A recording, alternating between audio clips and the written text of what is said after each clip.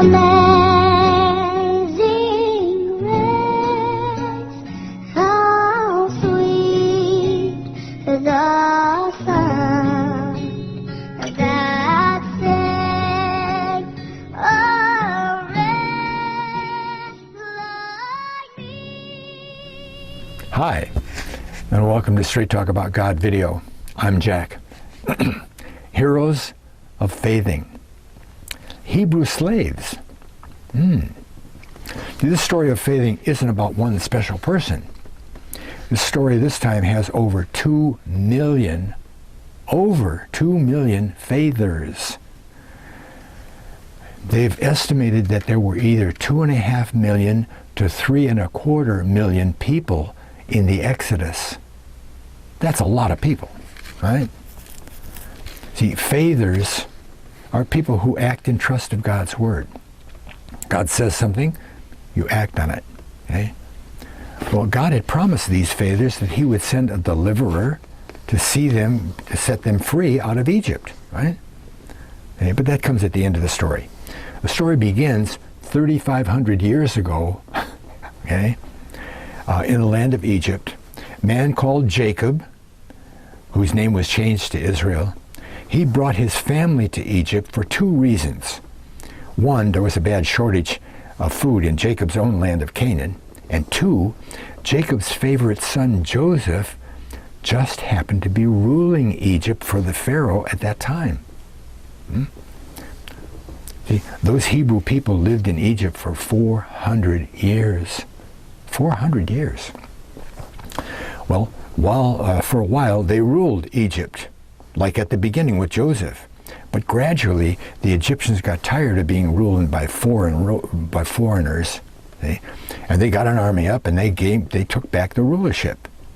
But after they took control of the land, they started to treat the family of Jacob very badly. The people were by this time known as Israelites, after Jacob's other name, Israelites.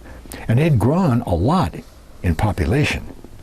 By the time the 400 years were passed, the Israelites were slaves to Egypt. Well, the Israelites had to work long and hard at a lot of different projects, including building bricks for the Egyptians. And at one point, the Pharaoh ruled that if a man didn't meet his quota of bricks that day, that his baby was supposed to be put into the building. And that kind of persecution got worse because the king Pharaoh, afraid of a prophecy that foretold of a deliverer of the Hebrew people, he made this rule. He said, any of the baby boys that were born from now on get thrown in the river. Died. Well, you know the deliverer was Moses, right? And you remember how Moses was taken out of the river? It's a good joke that God played on the Egyptians. He was taken right out of the river where the Pharaoh said, put them all in the river so they die. See? He was raised by Pharaoh's daughter. Right? Moses had grown up in Pharaoh's court, but he wasn't in Egypt the whole time before all the plagues happened. Okay? He spent 59 years in other lands before he returned to Egypt to help the Israelites escape. 40 of those years, Moses was spent as a king in the land of Cush, and he was at least 76 when he went back to Egypt. Right? Now we can take a closer look at those 2 to 3 million faithers,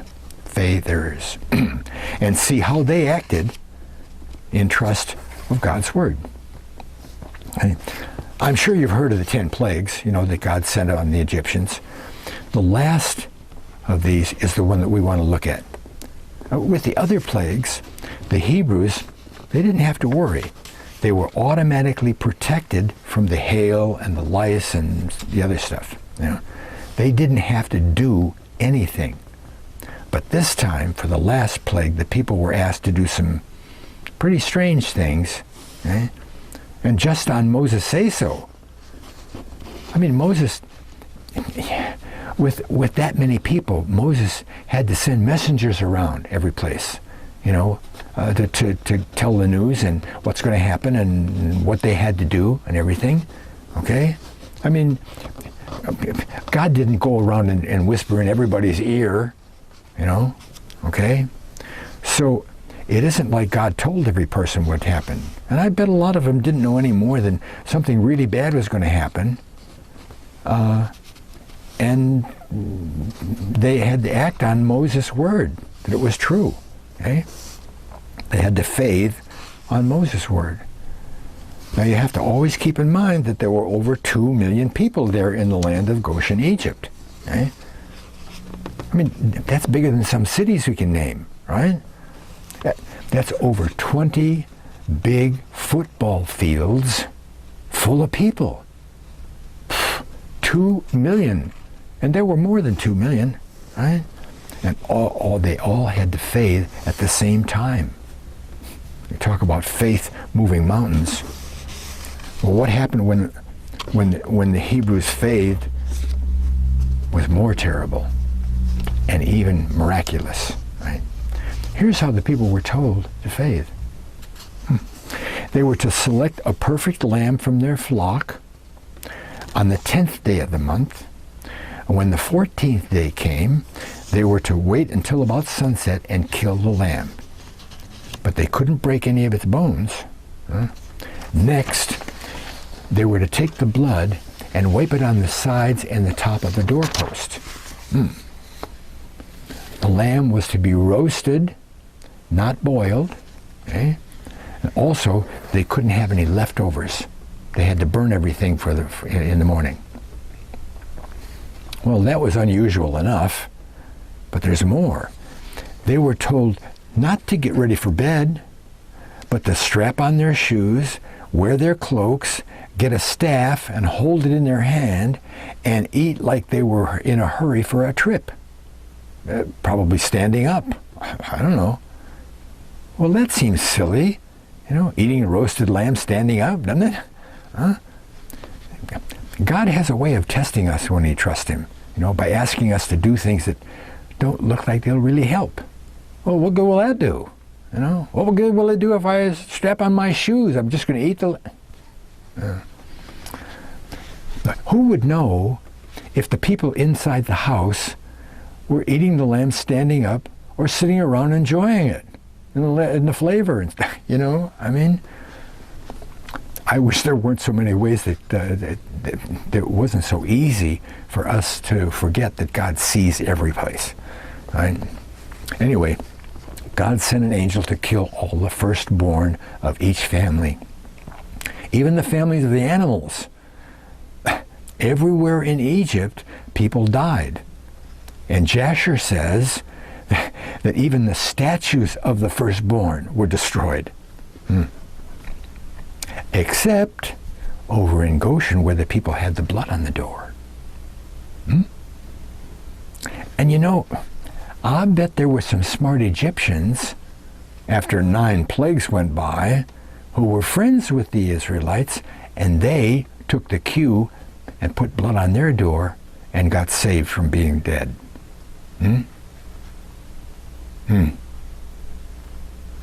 Well, in the book of Exodus, that's where we find the story, it doesn't say anything about some of the people not putting blood on the door. And the other stuff. But there's always somebody who don't believe anything, Well, I'll bet when the angel of death came over the land of Egypt that night and killed the firstborn, that there were also some Israelites who lost a son or a daughter, or a sheep or a goat. And maybe there were a lot of, maybe somebody had a flock of sheep with 50 sheep, but maybe 10 of those sheep were firstborn sheep. And they all died, not just one sheep, right? Okay. Where are we here? 9 plagues. So, maybe there was a guy who had only one lamb, okay? Some poor Hebrew only had one lamb. They didn't all have flocks, I guess. And he didn't think that, he couldn't afford to let his one lamb get killed, Doesn't show very much trust in God, does it? See, faithing takes courage. It always takes courage. It means acting like something we can't see or feel is really true. And mostly it means doing something that people are going to laugh at or get mad about, right? We should remember the Israelites at times when people go after us for doing something that's right, you know. Ask God for his help to give us strength and the courage we need, right? Well, as we know, the Israelites came out of Egypt, right? But their faithing was rewarded even more than just setting them free, you know. They were all healed.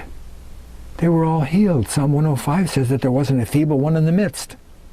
They were all ready for the long walk over to the Holy Land. Right?